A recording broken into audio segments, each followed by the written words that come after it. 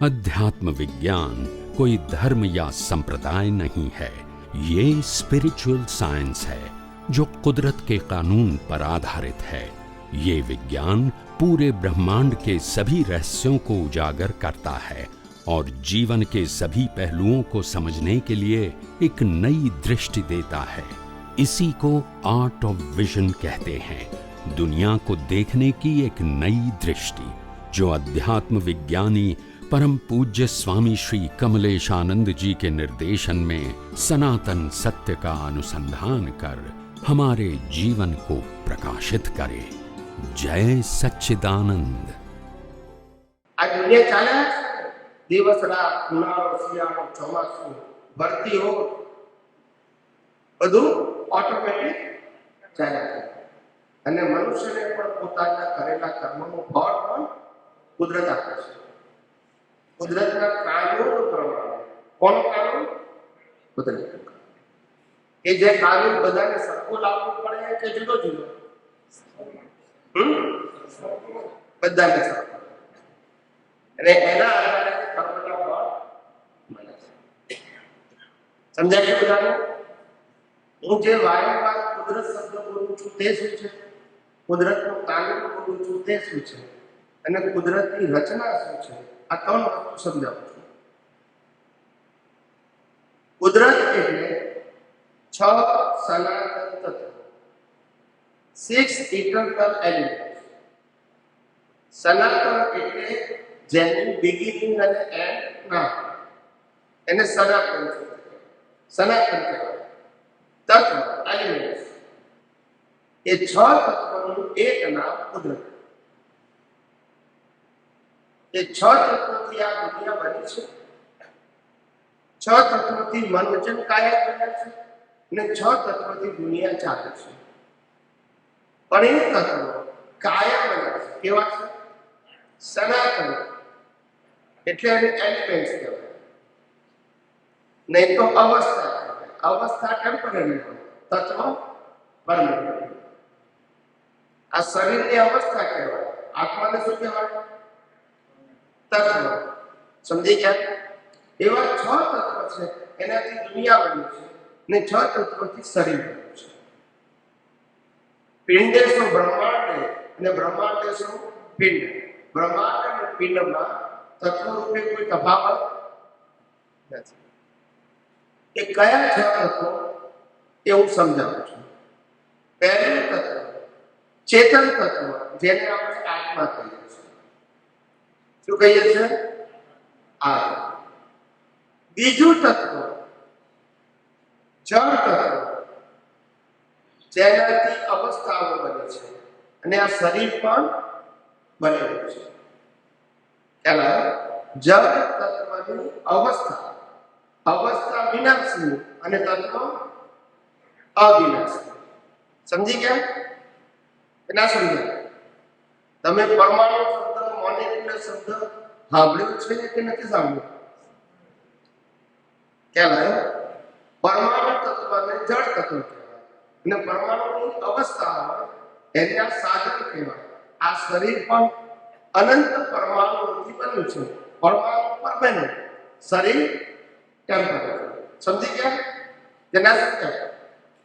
પહેલું ચેતન તત્વ, બીજું જળ તત્વ, ત્રીજું આવે છે ગતિ સહાયક, મોશન, મુવમેન્ટ। સૂર્ય, ચંદ્ર, તારા, ગ્રહ, નક્ષત્રો, પૃથ્વી, મનુષ્યો। મનુષ્યોની અંદર પણ બ્લડ સર્ક્યુલેશન, બ્રીથિંગ, વ્હીકલ્સ, હવા, આ બધું શું થાય છે? મૂવ થાય છે। એ મુવમેન્ટ જે થાય છે એ ગતિ સહાયક તત્વથી થાય છે। એલિમેન્ટ્સ, તત્વ પરમેનન્ટ, અવસ્થા ટેમ્પરરી। એવું ચોથું તત્વ છે સ્થિતિ સહાયક, સ્થિરતા, નોન મૂવિંગ। આપણે બેઠા છે એ સ્થિતિ સહાયક ને ચાલીએ તો ગતિ સહાયક। કાર ઊભી છે તો સ્થિતિ સહાયક, ચાલે તો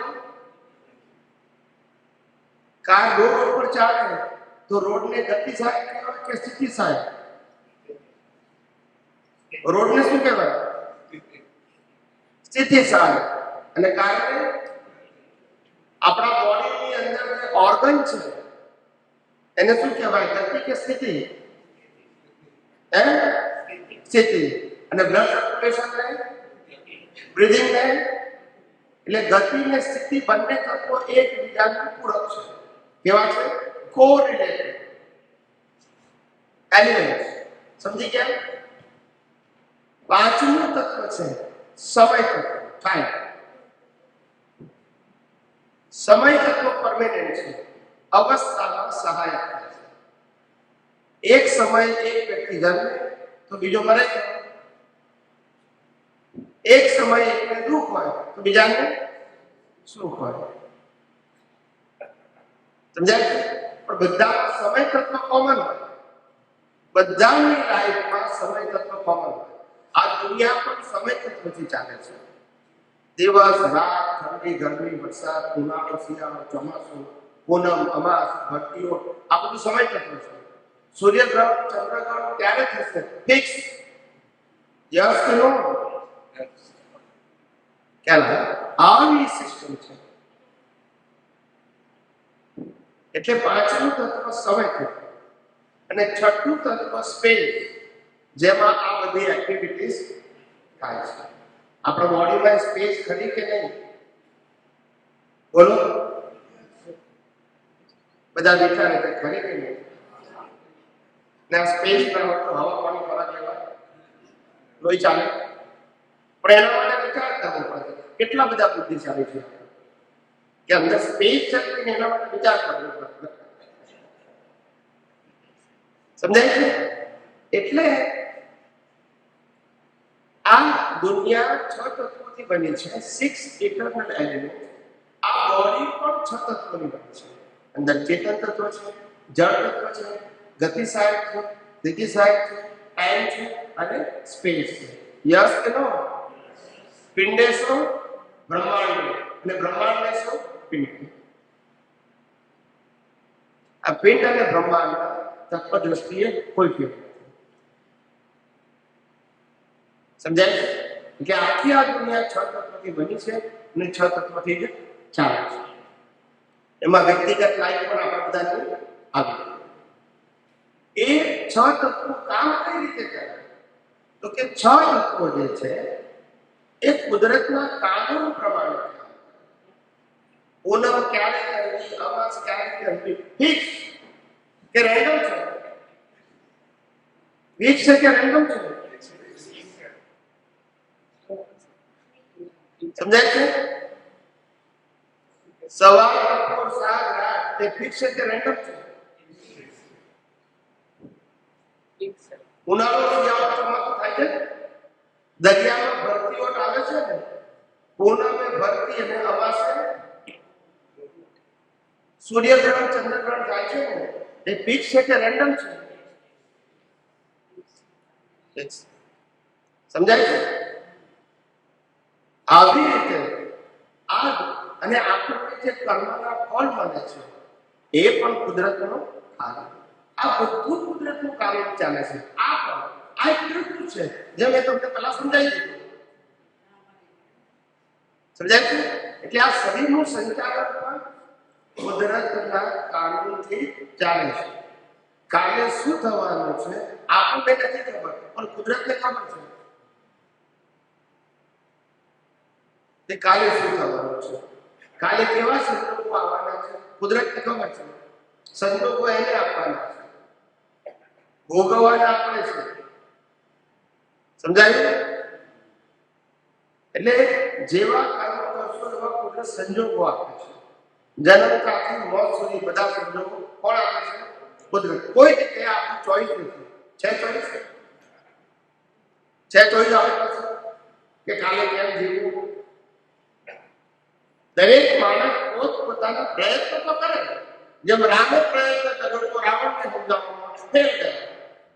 કૃષ્ણ ભગવાને પ્રયત્ન કર્યો તો દુર્યોધનને સમજાવવામાં ફેલ ગયા. બોલતા નથી, હા કે ના બોલો.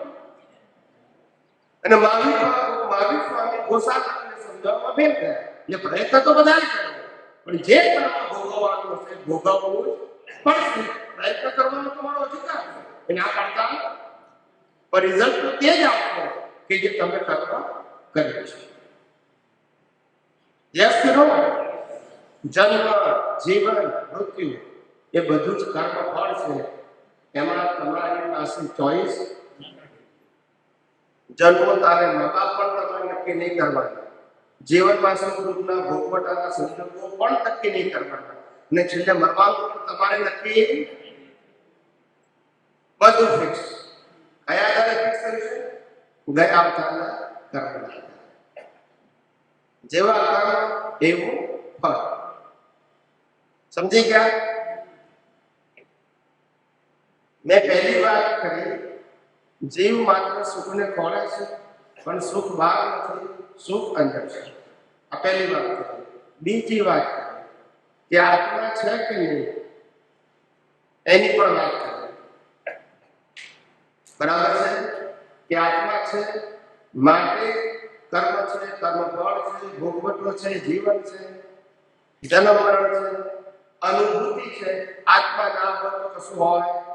આ સત્તા સંપત્તિ સંબંધ સાધન પણ ભોગવી શકીએ છીએ કારણ કે આત્મા છે. પુનર્જન્મ છે કારણ કે આત્મા છે. કર્મનો સિદ્ધાંત છે કારણ કે આત્મા છે. અને મુક્તિ છે કારણ કે આત્મા ના તો મુક્તિ હોય, શરીરની હોય. શરીર તો વાળવાનું છે. એટલે આ વાત કરી આત્મા, કર્મનો સિદ્ધાંત અને પુનર્જન્મ. પછી બીજું સમજાય, શરીરનું મહત્વ સમજાય કે શરીરની ડિઝાઇન કુદરત બને. પંચ મહાભૂતોનું શરીર પણ કુદરતનું. એને જીવતું રાખવા માટે હવા પાણી ખોરાકી કુદરત આપે છે, અને એને પચાવીને લોહી બનાવીને 24 કલાક આ બોડી પર સ્પીડ આઉટ કરવાનું કામ પણ કુદરત કરે છે. ત્યાર પછી જન્મ, જીવન અને મૃત્યુ, મા બાપથી માંડીને સુખ દુઃખના સંજોગો ભોગવવાના, અને છેલ્લે શ્વાસ બંધ થવું, મૃત્યુ થવું, એ પણ કુદરતના હાથમાં છે. અને આપણે આ દુનિયામાં કશું લઈને આવ્યા નથી ને કશું લઈને જવાનું નથી. આ સનાતન છે. માનો કે ના, એ કર્મ કેવી રીતના બંધાય છે તો આ બધાને ભારે પડી જાય સમજવાનું. કર્મ ક્રિયાથી બંધાતા નથી. કર્મ મન વચન કાયની ક્રિયાથી બંધાતા નથી. કર્મ ભાવથી બંધાય છે. જેવો ભાવ તેવો ભાવ, જેનો ભાવ બગડ્યો એનો ભાવ બગડ્યો. કર્મ મન વચન કાયથી બંધાતા નથી. પણ આપણને ધર્મગુરુએ શીખવાડ્યું છે કે કર્મ મન વચન કાયાથી બંધાય છે. એ ભ્રાંતિ છે. કર્મ ભાવથી બંધાય છે. મન આપણું બહુ ચંચળ છે. ગમે ત્યાં ભક્તિમાં આપણે કેવી રીતે કરીએ, મન આપણે એવું છે. પહેલી વસ્તુ એ કે મનને એકાગ્રતા કરવા માટેનો તમારો પ્રશ્ન છે. મન તો એકાગ્ર થઈ જાય છે. આપણે જયારે સારું ખાવાનું જોઈએ છે તો મન ત્યાં જ રહેશે. આપણે ટીવી સિરિયલ જોઈએ છે તોય પણ મન ત્યાં જ રહેશે. જ્યારે ક્રિકેટ મેચમાં ફાઇનલ ચાલતી હોય ત્યારે આપણું મન ત્યાં જ હોય છે, અને પૈસા ગણતી વખતે ત્યાં જ હોય છે. એટલે આપણી પાસે પ્રેક્ટિસ નથી એવો તો પ્રશ્ન ત્યાં જ નહીં. બોલતા નથી. આપણી પાસે પ્રેક્ટિસ નથી એવું છે નહીં. તમે રાઈટ? તમે કોન્સન્ટ્રેટ કરો જ છો, ખાલી મેથડ નથી જાણતા. કોન્સન્ટ્રેટ તો કરો છો પણ મેથડ નથી જાણતા. ત્યારે હું તમને ખાલી મેથડ કહું છું. જેની વેલ્યુ અને ઇન્ટરેસ્ટ હશે ત્યાં તમારું કોન્સન્ટ્રેશન રહેશે. એ શબ્દ બોલો, વેલ્યુ અને ઇન્ટરેસ્ટ. સમજ્યા? આપણે ઇન્ડિયામાં રહેતા હોય અને બેંકમાં ગયા હોય અને 5 લાખ રૂપિયા લઈને આવ્યા હોય ખિસ્સામાં, અને 2 કિલોમીટર દૂર હોય આપણી બેંક, અને ચાલીને આવવાનું હોય તો આ ખિસ્સામાં 5 લાખ રૂપિયા હોય, અને આ ખિસ્સામાં નેપકીનો હેન્ડ કરચીફ હોય, અને રસ્તામાં આવતા હોય ભીડભાડ રસ્તામાં, તો અહીંયા ધ્યાન રાખવું પડે કે રહે? બોલતા નથી. કેમ? એવું તો કેમ કોન્સન્ટ્રેશન રહેતું નથી? કેમ નથી બોલતા? બોલતા નથી. એ કોન્સન્ટ્રેશન રહેવાનું કારણ વેલ્યુ અને ઇન્ટરેસ્ટ. જે વસ્તુની વેલ્યુ છે એનો ઇન્ટરેસ્ટ છે તો ઓટોમેટિક કોન્સન્ટ્રેશન રહેશે. વેલ્યુ ઇન્ટરેસ્ટ નથી તો કોન્સન્ટ્રેશન નહીં. પછી ગમે તે ભગવાન હોય તોય નહીં. તમને વેલ્યુ નથી તો નહીં કરે.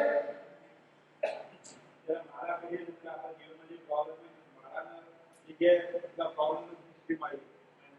પણ માળા તમે ગણો છો એની સાથે વાંધો નથી, પણ આપણે માળા ગણીએ છીએ શેના માટે? ચલ, શેના માટે ગણીએ છીએ? ભગવાનનું નામ. ભગવાનનું નામ લીધું પછી શું? મનની શાંતિ. તમે આટલા બધા પ્રકાર તો બતાવ્યા. તમારે એક જ પ્રકારનો અનુભવ છે, પણ તમે તો બધા પ્રકારના અનુભવ કરો છો. ગમતી વ્યક્તિ આવે તો મનની શાંતિ હોય છે, ગમતા કપડા પહેરો તો મનની શાંતિ થઈ જાય, કોઈ માન આપે તોય થઈ જાય. તો ઘણા બધા રસ્તા છે. એક વસ્તુ છે પણ આત્માનું કલ્યાણ તો ક્યારે કરવું? ત્યાં પહેલા કે પછી? આપણે તો આત્માને માનતા નથી. જાણીએ છીએ ખાલી કે આત્મા શબ્દ છે પણ શરીરને જ માનીએ છીએ ને શરીરના માટે જ આપણું જીવન જીવીએ છીએ, આત્મા માટે જીવતા નથી. પછી મતલબ શું છે? જે આત્માની હાજરીમાં આ શરીર છે પણ આખું જીવન આપણે આના માટે કાઢીએ છીએ, આના માટે નથી કાઢતા. એટલે વેલ્યુ નથી તો ઇન્ટરેસ્ટ ક્યાંથી હોય? ઇન્ટરેસ્ટ ના હોય તો કોન્સન્ટ્રેશન ના હોય. પહેલો પ્રિન્સિપલ બદલી બે શબ્દમાં વેલ્યુ અને ઇન્ટરેસ્ટ છે તો કોન્સન્ટ્રેશન રહેશે, નહીં તો નહીં રહે. આત્મામાં કોન્સન્ટ્રેશન કરવું હોય તો આત્માની વેલ્યુ સમજવી પડશે અને ઇન્ટરેસ્ટ લાવવો પડશે તો રહેશે. વેલ્યુ વગર ઇન્ટરેસ્ટ આવે અને ઇન્ટરેસ્ટ વગર કોન્સન્ટ્રેશન થાય. સમજાય? આપણે છોકરાને ડોક્ટર બનાવવા હોય પણ છોકરાને ઇન્ટરેસ્ટ ના હોય તો કેવી સમજણ પડે છે? વેલ્યુ હોય તો બધું જ થાય. ખ્યાલ વેલ્યુ નથી તો પછી ક્યાંથી હોય? ઇન્ટરેસ્ટ ક્યાંથી આવે? ઇન્ટરેસ્ટ ના આવે તો એકાગ્રતા ના થાય કોઈ પણ વસ્તુમાં. મેં તમને કોમન પ્રિન્સિપલ બતાવ્યું. શું બતાવ્યું? જ્યાં આ પ્રિન્સિપલ બધે લાગુ પડશે. સમજી ગયા? ભગવાનનું નામ લેવું હોય, માળા કરવી હોય, પૂજા કરવી હોય, ધંધો કરવો હોય, ભણવું હોય, નોકરી કરવી હોય, સામાજિક કામ કરવું હોય, ઘરની જવાબદારી, બધા આ જ common principal. Value and interest તો પછી કોન્સન્ટ્રેશન. વેલ્યુ નથી તો ઇન્ટરેસ્ટ નથી તો કોન્સન્ટ્રેશન નથી. સમજાય છે? આપણે ઓફિસમાં ગયા હોય કે બિઝનેસમાં કામ માટે ગયા હોય ને વાઈફે આપણને 4 કામ કીધા હોય તો ઘેર પાછા આવીએ તો 4 માંથી એકે ના કર્યા હોય. કેમ? કારણ કે આપણને વેલ્યુ ને ઇન્ટરેસ્ટ નથી. એને કીધું આપણે આપણું કીધું પણ આપણો ઇન્ટરેસ્ટ તો ધંધામાં જ છે. ઘેર આવ્યા પછી કે આ કામ મેં તમને કીધેલું ના કરે તો કે પણ યાદ જ નથી હોય. પણ યાદ કેમ નથી? વેલ્યુ નથી, ઇન્ટરેસ્ટ નથી. Yes no? અને જો કોઈને ઉછીના આપ્યા હોય $10,000 તો આપણે કે ભૂલી જાવ તો ભૂલાતા નથી. ત્યાં કેમ થાય? પેલું ભૂલાતું નથી ને પેલું યાદ નથી. Yes no? એટલે પ્રિન્સિપલ સમજો. ઇન્ટરેસ્ટ અને વેલ્યુ હશે તો કોન્સન્ટ્રેશન થશે. એની પ્લેસ મેં તમને સિદ્ધાંત કીધો. શું કીધું?